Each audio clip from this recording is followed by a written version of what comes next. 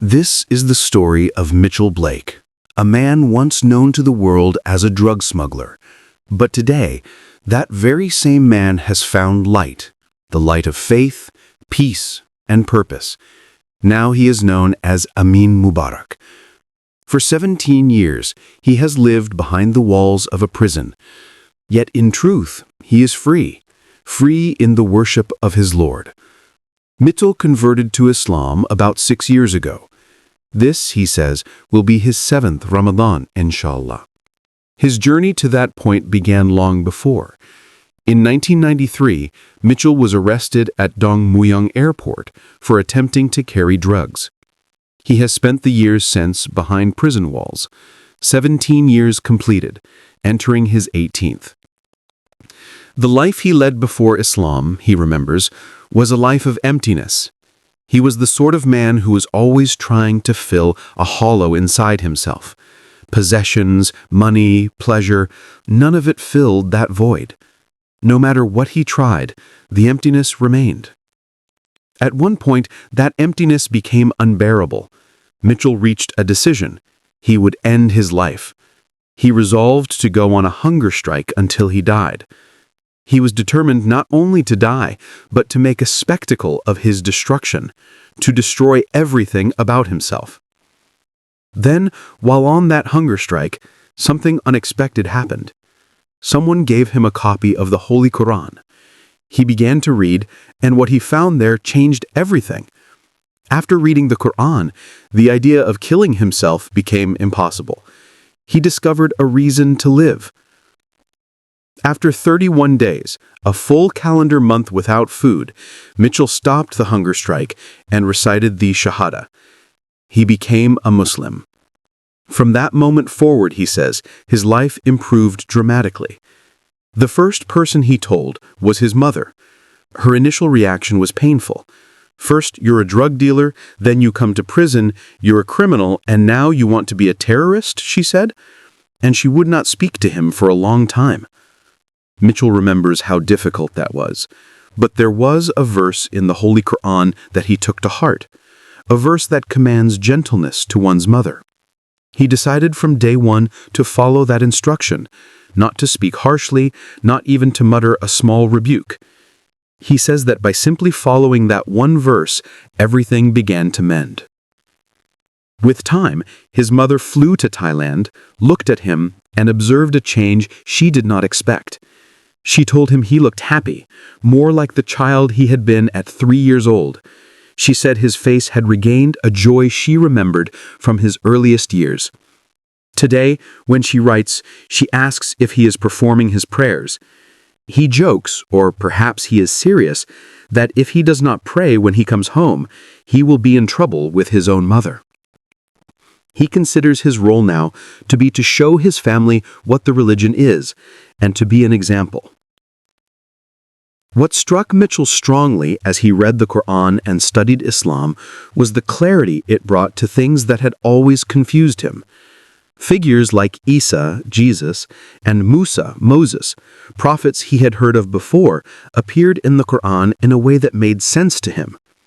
Jesus was not described as the Son of God, but as a prophet of Allah, and that framework resolved contradictions he had long felt. He also realized that Islam is widely misunderstood. He believes this misunderstanding is the fault of those who follow the faith, because the message is not being communicated, not the fault of outsiders who hear only fragments on television or in magazine headlines. He insists communities must do more to explain and show the truth of their faith to bridge the gap between perception and reality. Before his conversion, Mitchell had begun to study Islamic finance after a friend mentioned a system that operated without interest. His family in Australia had properties but were struggling under bank interest, the yoke of debt. He researched and discovered Islamic finance principles that amazed him. He describes the system as beautifully designed. If people involved are sincere, the system cannot fail. If they are insincere, the system is unlikely to succeed. For him, sincerity is foundational to everything in Islam. Money, he came to see, is a tool to work for the benefit of people, not a thing to be hoarded or used for pride. This change in thinking led to a profound realization. His past crimes were tied to greed and the pursuit of money. He admitted his crime was ultimately about money, the desire for it, not merely about drugs. Learning about the severity of riba, interest, in the Qur'an and Hadith, where it is painted as a grave sin, altered his view of business and economics. Examples from the Prophet's time, like the trade in dates of different quality being prohibited, showed him that fairness and sincerity matter even in small transactions. He now speaks of life after prison in terms of potential. He dreams of working on inexpensive green technology for developing nations, harnessing gifts like wind and sun, improving irrigation with drip feed systems, and exploring biodiesel ideas. He admires the work of Thailand's king and the way those innovations serve the people, and he hopes to adapt similar concepts elsewhere. Life in prison, he explains, took on a new meaning after embracing Islam. For him, prison is not merely physical confinement, it is a concept. Once he accepted the religion, he says, he was no longer truly imprisoned. The walls remained, but his perception changed. Instead of seeing the bars, he learned to perceive the space beyond them. The prison became an opportunity for the greater jihad, the struggle to improve oneself, to become the person one was designed to be. There were moments of human connection that helped cement his faith. He speaks warmly of a man, a brother in faith, who visited him during the hunger strike. This man, who could not even speak English, would bring food and plead with him not to continue. Though he would ignore him at first, on the final day the man embraced him and said, "Now you are the same as my family." That embrace, that bond, became a lasting connection. What surprised Mitchell most about Islam was the brotherhood, a bond that transcended race, language, family ties, and even prison walls. He says that the sense of brotherhood is profound. In this faith, people are connected as brothers and sisters. That bond, he believes, should be promoted, particularly to the many lonely people in the world who might find belonging in such a community. He admits that if someone had told him about these benefits earlier, he might still have ignored them out of ignorance. But that doesn't stop him from wanting to spread the message now. He says that Muslim visitors are rare in the prison. His own visit day is Thursday. People do know there are Muslims there, and sometimes word gets out, but he wishes more would come to meet the men inside. Mitchell describes his intention to use his life to give back. He prays for the time and opportunity to perform good deeds, to rebalance the scales of his life in the sight of Allah. He acknowledges that society is unforgiving of prisoners. Even sincere reformers face great difficulty finding work and rebuilding their lives. Still, he wants to make amends and do things that benefit his fellow humans. He tells listeners that the miracle of Islam for him is accessibility. No matter what a person has done, sincere repentance is welcomed. Islam does not dwell on original sin or perpetual guilt.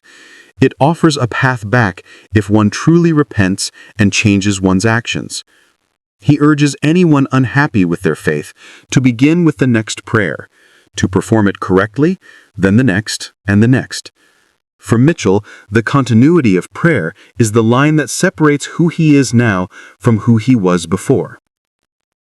On the subject of character, he says that the 5 pillars of Islam are not merely rituals, but supports for what sits on top of them, the character of the Muslim. Those pillars are the framework that helps shape who a person becomes. In prison, he watched Muslim brothers perform their prayers. They would come and sit with him afterward and speak to him about his intent and his right to end his life. Repeatedly, they told him he did not have the right to destroy himself. Their persistence, their care, combined with the Qur'an he read, led him to embrace a new life. He remembers many who changed in prison, men who sincerely repented and sought to follow the faith strictly. He urges others not to dismiss these men as merely criminals, because Islam allows a person to be more than their past. He says you can define your future from the next salat, the next prayer. Mitchell's hope after release is practical and generous: to develop low-cost green technology for developing nations, to help with irrigation and water economy, to pursue biodiesel and other sustainable ideas, all with an eye towards serving people rather than profit. He credits inspiration for some of these ideas to leaders who invested their lives in public service. Finally, he offers a message of mercy and action. He emphasizes that sincere repentance must be accompanied by changed behavior. Start by offering the next prayer properly, he says, and keep building from there. He recognizes that whether anyone attains paradise is known only to Allah, but he insists on doing the daily work, the small, consistent choices that form character. Getting out of bed to pray, acting with calmness when provoked, smiling, and doing good for others.